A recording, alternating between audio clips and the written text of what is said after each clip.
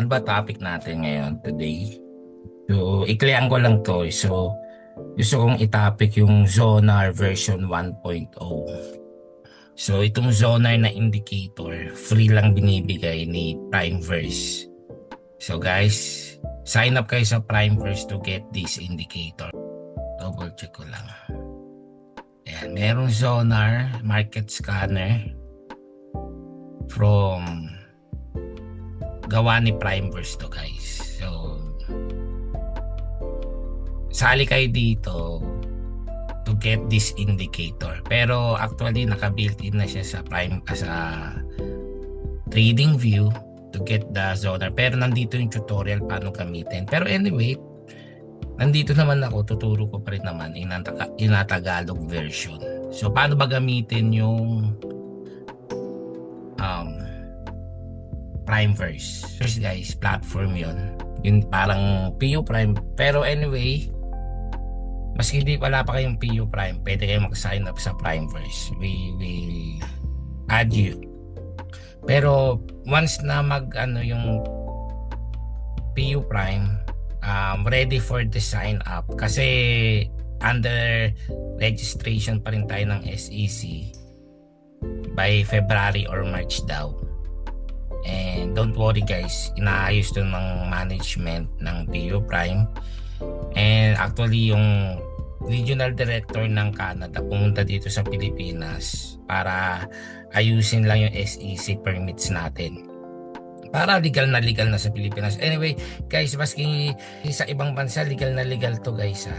Gusto lang natin maging legitimize even in Philippines kasi syempre ang customer is Filipino. Register our company. So magiging kumpanya nyo rin to. Ito na yung kukuhanan natin ng source of income. Yun. So guys, topic natin Zonar 1.0. Paano ba gamitin yung Zonar 1.0?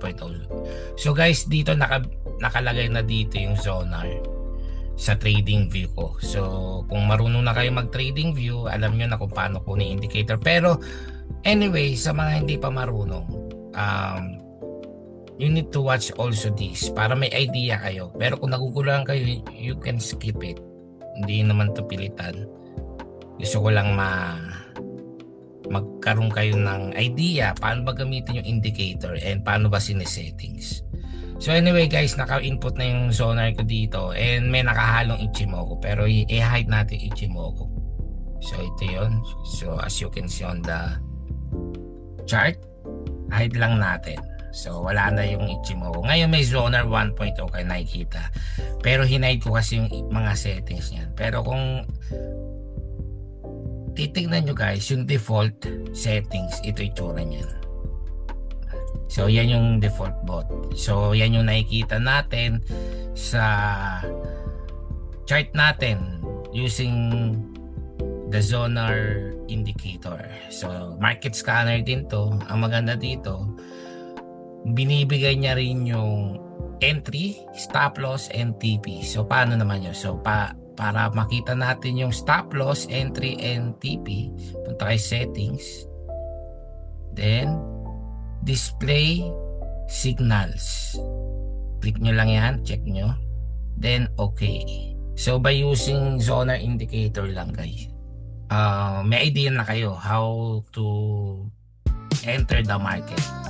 So bearish out tayo, ibig sabihin pababa yung market.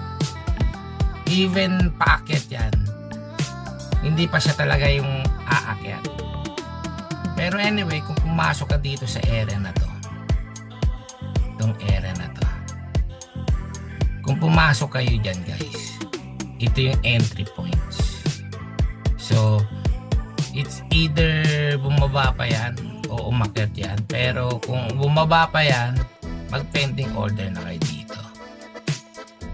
Ang stop loss mo para hindi ka naman malugi ng malaki, 4,431. Ayan yung TP mo. Siyempre hindi tayo dito magti-TP. Kung ako yan, 1:3. So I'm always aim double or triple. So dito sa area na to.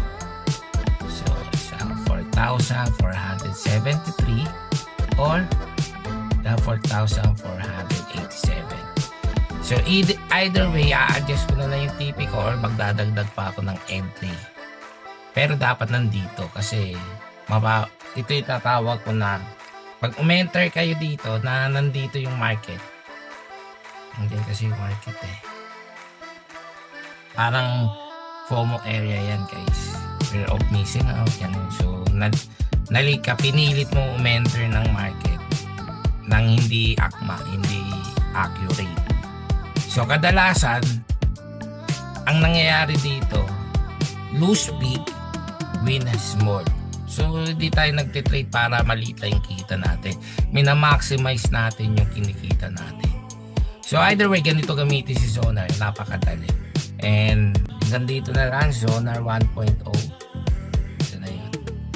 Galing gamitin yan. So sana maintindihan nyo. Pag hindi, message or ano tayo, coaching 101. So that's all guys. Hanggang dito na lang. Bye-bye.